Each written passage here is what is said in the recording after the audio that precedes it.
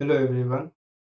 अब जैसे हम लोग अपने कौन से क्वेश्चंस पे चलते हैं 31 पे चलते हैं। जिसमें ये क्वेश्चन बोल रहा है the ratio of period of oscillation of the conical pendulum to that of the simple pendulum is assume the string are of the same length in the two cases and theta is the angle made by the string with the vertical in case of conical pendulum.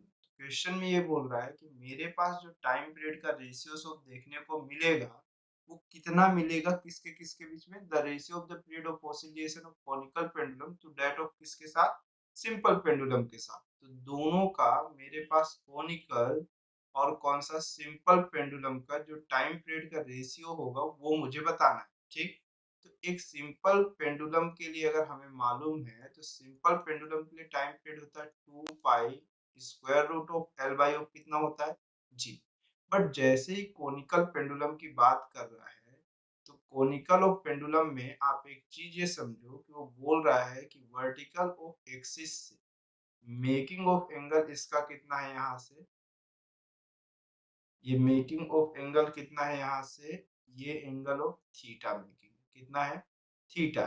ठीक, अब ये theta है और ये इस तरह से चल रहा है। ठीक है, अब अगर आप देखो तो मेरे पास सबसे इंपॉर्टेंट चीज है कि इसमें टाइम पीरियड ऑफ कितना। ठीक, अब इसके टाइम पीरियड से सबसे ज्यादा ऑफ इम्पोर्टेंट कैसा है कि मेरे पास यहाँ पे एक टेंशन ऑफ आ रहा होगा टी और ये वर्टिकल से मेकिंग ऑफ एंगल इसका कितना होगा थीटा, जहां पर ये कितना हो गया है मेरे पास टी कॉस थीटा और एक इस डायरेक्शन में होगा ये कौन सा होगा टी साइन थीटा। ठीक, अब ये टी साइन थीटा है और इस स्ट्रिंग की ये लेंथ ऑफ हमारे पास क्वेश्चन में कितना मेंशन कर रहा है एल, स्ट्रिंग की ये लेंथ ऑफ एल है तो ये वैल्यूएशन ऑफ मेरे पास कितनी हो जाएगी, ये टी साइन थीटा है तो ये जो कोनिकल ऑफ पेंडुलम बना हुआ है तो इसकी जो रेडियस होगी वो किसके इक्वल हो जाएगी, आर की वैल्यू एल साइन थीटा के इक्वल हो जाएगी। ठीक, तो जो ये टी साइन थीटा है ये वैल्यूएशन ऑफ एक्चुअल में किसके इक्वल होना चाहिए, M into of omega square into of R के इक्वल होना चाहिए। ठीक है, ये होना चाहिए सबसे इंपॉर्टेंट चीज। तो जहां से ये टेंशन की वैल्यूएशन ऑफ जो आएगी या फिर जो वैल्यूएशन ऑफ मैं देखूंगा तो T sine theta is equal to M into of omega square R की वैल्यू कितना हुआ एल साइन थीटा। ठीक, साइन थीटा कैंसिल तो टेंशन की जो वैल्यू होगी वो M omega square into of कितना हो जाएगा एल हो जाएगा। ठीक है, इसी तरह से ये टेंशन की वैल्यू होगी क्योंकि मुझे एक्चुअल में चाहिए क्या, ओमेगा चाहिए, क्योंकि मुझे इसका भी तो टाइम पीरियड देखना है। तो एक कोनिकल ऑफ पेंडुलम आपके पास ऐसा ऑफ सर्कुलर मोशंस कर रहा होगा तो ये सर्कुलर ऑफ मोशन कवर करने में इसको कितना टाइम लगा होगा, तो ये जो टाइम पीरियड ऑफ कोनिकल होगा। ठीक, तो मेरे पास ये टाइम पीरियड ऑफ जो कोनिकल पेंडुलम का देखने को मिलेगा आपको ये क्या होगा, डिस्प्लेसमेंट अपॉन ऑफ क्या कहोगे आप, वेलोसिटी कहोगे। ठीक है, तो डिस्प्लेसमेंट अपॉन ऑफ वेलोसिटी तो कह दोगे आप यहाँ पर से, तो आपके पास ओमेगा तो होना चाहिए, तब तो आप ये कहते हो कि ये 2 पाई बाय ऑफ क्या कहोगे, एंगुलर वेलोसिटी ऑफ ओमेगा। तो ओमेगा तो आप यहीं से निकालोगे। तो टेंशन से आपको ये समझ में आया कि आपको ओमेगा निकालने के लिए और कुछ तो चाहिए। अगर ये t cos थीटा है तो इस बॉब का कुछ ना कुछ मास होगा जो डाउन साइड होगा mg। तो आप ये जानो कि t की वैल्यू किसके इक्वल होगी, mg के इक्वल। अगर मैं दोनों का ऑफ रेशियो किया तो ये और ये टर्म्स कैंसिल, टेंशन की वैल्यू m और m कैंसिल, तो g is equal to omega square into of l हो गया। तो ओमेगा की वैल्यू स्क्वायर रूट ऑफ कितना हो गया, g बाय ऑफ l हो गया। ठीक, यही हो गया या नहीं हुआ। ठीक है, g बाय ऑफ कितना हो गया, l हो गया। Oh sorry sorry sorry sorry sorry sorry, ये गड़बड़ हो गया ना। एक्चुअल में t cos थीटा हुआ, ये कितना हुआ, t cos थीटा की वैल्यू किसके इक्वल है, mg के इक्वल है। इस दोनों का मैं क्या कर दिया, रेशियो कर दिया। तो टेंशन और टेंशन कैंसिल, m और m कैंसिल हो गया, तो 1 बाय cos थीटा और ये इधर कितना हो गया, g हो गया is equal to omega square into कितना हो गया l, जहां से ओमेगा की जो वैल्यू होगी वो 1 बाय ऑफ कितना हुआ cos थीटा और मेरे पास कितना, सॉरी, ओमेगा की जो वैल्यू हो गई वो g बाय ओ एल और ये कैसा हुआ square root of cos theta. ठीक। तो टाइम पीरियड ऑफ कोनिकल जो देखने को मिलेगा वो 2 pi square root of omega की वैल्यू कितना हो जाएगा, स्क्वायर रूट ऑफ ऊपर साइड ऑफ कितना हुआ l cos theta upon of g. तो दोनों का रेशियो पूछा है, तो कोनिकल पेंडुलम का जो टाइम पीरियड हुआ वो 2 pi square root of L by of g into of cos theta, और सिंपल की वैल्यू कितनी हुई 2 pi square root L by of g. तो आप देखो यहाँ पर से अगर आप इसे सॉल्व करो तो दोनों के रेशियोज की बात हो रही है, तो 2 pi cancel, square root L G cancel, ये पूरी वैल्यूएशन जो बचेगी तो ये कोनिकल अपॉन सिंपल पेंडुलम का जो रेशियो निकल के आएगा वो square root of cos theta के इक्वल होगा। तो 31 का जो ऑप्शन करेक्ट हो जाएगा वो ऑप्शन कौन सा हो जाएगा, बी करेक्ट हो जाएगा। ठीक, चलिए फिर नेक्स्ट क्वेश्चन पे हम चलते हैं। जैसे इस क्वेश्चन की बात करें तो इस क्वेश्चन में हमें क्या बोल रहा है, a particle is a particle is moving in a circle। ठीक है, अगर पार्टिकल किस में मूव कर रहा है, सर्कल में, तो कौन सा option correct, the resultant force on the particle must be towards of the centre, पहला ऑप्शन पूछा है। दूसरा, the cross product of the tangential acceleration and the angular velocity, कौन सा, cross product of tangential acceleration and angular velocity will be zero, ये question बोला है। तीसरा स्टेप में मेरे पास ये बोल रहा है कि मेरे पास the direction of the angular acceleration and the angular velocity must be same, the direction of angular acceleration and the angular velocity must be the same. ठीक, फिर लास्ट ऑफ में क्या बोल रहा है, the resultant force may be towards of, कैसा रहना चाहिए, टूवर्ड्स द सेंटर। तो देखिए मेरे पास कैसा, अगर पहले सबसे फर्स्ट ऑप्शन में देखूं, इसमें क्या बोल रहा है, the resultant force on the particle must be towards of the centre. ये बोल रहा है कि चाहे जो भी हो जाए मेरे पास हमेशा resultant force towards of the centre होना चाहिए। तो आपको मालूम है कि एक सर्कुलर ऑफ मोशन में एक रेडियल ऑफ फोर्सेस होता है और एक कौन सा होता है, टेंजेंशियल होता है। ये दोनों का रिजल्टेंट ही मेरे पास कौन सा होता है, टोटल फोर्सेस होता है। तो टोटल फोर्स कभी भी मेरे पास हमेशा टूवर्ड्स ऑफ द सेंटर, हमेशा इसकी कोई गारंटी नहीं है। एक non uniform of circular motion में, नॉन यूनिफॉर्म सर्कुलर मोशन में कभी भी टेंजेंशियल ऑफ फोर्सेस मेरे पास कितना नहीं हो सकता, जीरो नहीं हो सकता। और अगर मेरे पास जीरो के इक्वल नहीं है तो जो टोटल फोर्स है वो कभी भी रेडियल ऑफ फोर्सेस के इक्वल नहीं हो सकता। तो नॉन यूनिफॉर्म में अगर ये नहीं हो सकता तो कभी भी इसकी डायरेक्शन इधर होगी ही नहीं। टोटल ऑफ फोर्सेस की डायरेक्शन इधर तभी होगी जब टेंजेंशियल ऑफ कितना होगा, जीरो होगा। तो जैसे इसमें बोल रहा था resultant force may be towards of centre, ये हो सकता है कि रिजल्टेंट फोर्स ऑफ कैसा हो, टुवर्ड्स ऑफ सेंटर हो, जब टेंजेंशियल फोर्सेस की वैल्यू ऑफ कितना है, जीरो है। तो ये कौन सा मोशन होता है, यूनिफॉर्म सर्कुलर मोशन होता है। इसमें टोटल ऑफ फोर्सेस की डायरेक्शन हमेशा किसकी डायरेक्शन में होती है, रेडियल, क्योंकि एक ही तो फोर्स बचा हुआ है। ठीक, तो सेकंड ऑप्शन क्या बोल रहा है, तो फर्स्ट ऑप्शन तो रॉन्ग हो गया। और सेकंड ऑप्शन क्या बोल रहा है, the cross product of the tangential acceleration and angular velocity will be zero, ये नहीं हो सकता। ठीक है, और फोर्थ ऑप के बाद क्या बोल रहा है, the direction of the angular acceleration and angular velocity must be same, हमेशा सेम हो इसकी कोई भी गारंटी नहीं, क्योंकि आपको मालूम है कि अगर मेरे पास एंगुलर वेलोसिटी इंक्रीज हो रही है तो टेंजेंशियल और एंगुलर वेलोसिटी सेम डायरेक्शन में है। तो मेरे पास ऐसा है है कि अगर टेंजेंशियल एक्सेलरेशन मेरे पास क्या हो रहा है, मतलब अगर ओमेगा की वैल्यू क्या बोल रहा है, the direction of angular acceleration मतलब अल्फा, और मेरे पास कैसा एंगुलर वेलोसिटी, ये दोनों की वैल्यू सेम कब होगी, जब ओमेगा की वैल्यू इंक्रीजिंग होगी तो अल्फा और ओमेगा सेम डायरेक्शन पे होगा। तो अल्फा ऑफ मेरे पास अगर अपोजिट डायरेक्शन में है तो ओमेगा क्या होगा, डिक्रीज हो रहा।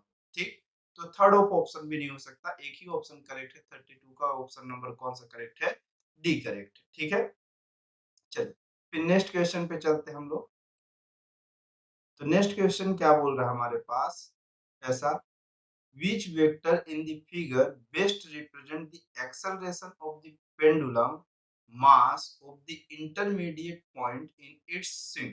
ठीक है, मतलब ऐसा बोल रहा है कि मेरे पास which vector in the figure, ठीक, best represent the acceleration of pendulum mass of the intermediate point in its swing, मतलब कौन सा इन सभी में सबसे बेस्ट ऑफ रिप्रेजेंटेशन को रिप्रेजेंट कर रहा है। देखिए इसके हिसाब से हमेशा ये सिर्फ टेंजेंशियल ऑफ की डायरेक्शन में एक्सेलरेशन लगेगा, तो ऐसा होता ही नहीं एक्चुअल में। कभी भी अगर आप पेंडुलम देखिए तो ये इसी तरह से है, जिसमें से एक टोटल ऑफ फोर्स इधर लग रहा होगा टी, एक मेरे पास टेंजेंशियल ऑफ फोर्सेस में अगर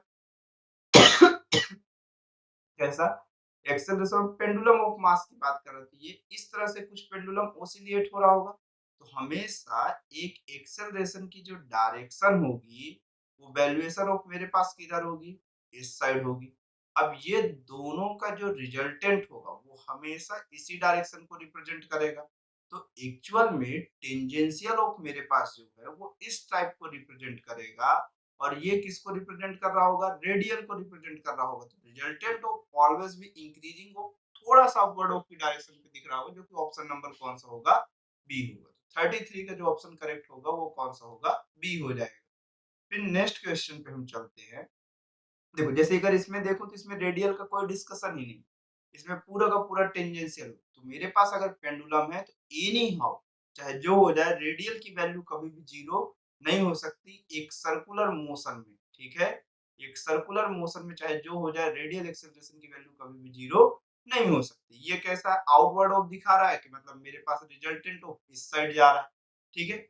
तो और इसमें सिर्फ और सिर्फ कैसा दिखा रहा है, टू वर्ड्स। तो पेंडुलम चाहे जो हो जाए, आप जब भी जानते हो कि पेंडुलम ओसिलेट करता है तो एक एक्सेलरेशन एनी हाउ ऑफ मेरे पास कैसा टेंजेंट ऑफ पाथ की डायरेक्शंस पे रहेगा या लगेगा, ठीक। हाँ टेंजेंशियल ऑफ एक्सेलरेशन एक पॉइंट पे जीरो हो जाता है, वो पॉइंट ऑफ कौन सा है मेरे पास, जब वो एकदम रेस्ट में मीन पोजीशन के पास आ रहा है, ठीक है। बाकी इसका एकदम accurate of representation option number B है। फिर नेक्स्ट क्वेश्चन पे हम चलते हैं। तो नेक्स्ट क्वेश्चन हमें क्या बोल रहा है, नेक्स्ट क्वेश्चन बोलता है the dumbbell is placed on A frictionless horizontal table, sphere A is attached to the frictionless pivoted so that B can be made to rotate about A with constant angular velocity। कैसा, जो B है वो rotate कर रहा है मेरे पास कैसा, एक कांस्टेंट एंगुलर वेलोसिटी के साथ। if B make one revolution in period, if B make one revolution in period of इसमें P टाइम पीरियड में वन रिवोल्यूशन कवर करता है, the tension in the rod is कितना हो, तो इस रॉड में टेंशन कितना होना है मुझे ये चीज बताना है, ठीक। तो एक रिवोल्यूशन कवर करने के लिए टाइम पीरियड जो लगता है वो कितना हो जाता है, 2 पाई बाई कितना ओमेगा हो जाता है, ठीक है। इतनी चीज होता है। तो मेरे पास क्या बोल रहा है, टेंशन की वैल्यूएशन ऑफ कितनी होगी, तो टेंशन की वैल्यूएशन ऑफ यहाँ पर ये ए है और ये इस डायरेक्शन पे जा रहा है, ये पॉइंट ऑफ कौन सा मेरे पास 2m है, और ये कौन सा मेरे पास b है, ये दोनों के बीच का डिस्टेंस ऑफ कितना है मेरे पास यहाँ से d है। तो अगर मैं इसमें टेंशन की बात करूं कि टेंशन ऑफ कितना हो रहा है, तो टेंशन हमेशा टूवर्ड्स ऑफ सेंटर होगा, जिसकी value m into of omega square into of r होगा। तो मुझे तो ओमेगा की वैल्यू चाहिए, मुझे टाइम पीरियड p मेंशन है और मुझे ओमेगा की वैल्यूएशन ऑफ कितना हो जाएगा, 2 पाई बाय ओ p हो जाएगा। तो ये टाइम पीरियड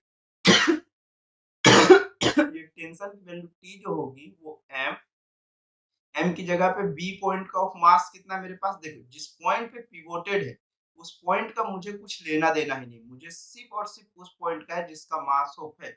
इसका मास कितना मेरे पास 2m, ये मेरे पास कितना हो जाएगा 2m into of omega square into of r, ये कितना हो जाएगा 2m, ओमेगा की वैल्यू ऑफ कितना मेरे पास 2 पाई अपॉन ऑफ p का, ये कितना हो जाएगा स्क्वायर इंटू ऑफ कितना हो गया r, r की प्लेस पे क्वेश्चन में कितना मेंशन है, डिमेंशन, ठीक है। तो जहां पर से निकल के आया 2 टू जॉब 4, 4 टू जॉब कितना हो गया 8, और ये m और ये कौन सा हुआ पाई स्क्वायर, और ये p हो गया और ये कितना हो गया d हो गया।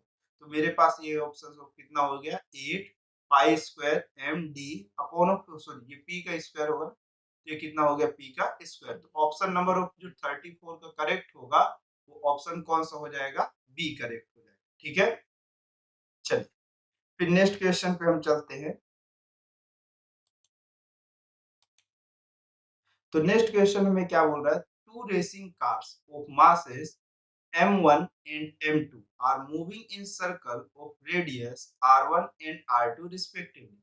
Their speed are such that each make a complete circle in the same time t.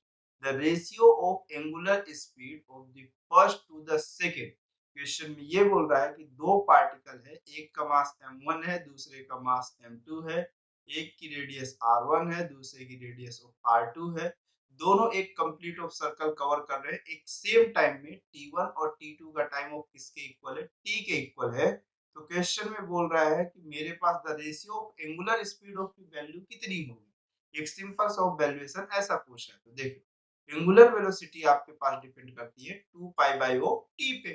तो एंगुलर वेलोसिटी एक कंप्लीट ऑफ रिवोल्यूशंस पे टाइम पे डिपेंड करती है। तो मेरे पास टाइम तो सभी के लिए सेम है और कंप्लीट ऑफ रोटेशंस भी सेम है, तो मास कुछ भी हो, रेडियस कुछ भी हो, उससे कोई फर्क नहीं पड़ेगा। तो ओमेगा 1 की जो वैल्यू है वो 2 पाई बाय ऑफ टी हो जाएगी। तो उसी तरह से ओमेगा 2 की वैल्यू कितनी हो जाएगी, 2 पाई बाय ऑफ टी हो जाएगी। तो ओमेगा 1 और ओमेगा 2 का जो रेशियो होगा वो 1 रेशियो ऑफ कितना हो जाएगा, 1 हो जाएगा। तो 35 का जो ऑप्शन करेक्ट है वो कौन सा हो जाएगा, ए हो जाएगा। ठीक, तो आई होप आपको यहाँ तक समझ में आया होगा। ये सर्कुलर के क्वेश्चन यहाँ तक में लगभग लगभग खत्म हो गए। ठीक है, कुछ और क्वेश्चन देखेंगे। अब इसी सर्कुलर में अटैच करते हुए अब अगले वेब सीरीज से हम लोग कौन सा वर्क पावर एनर्जी के लिए देखें। ठीक है, ओके, थैंक्स फॉर वॉचिंग।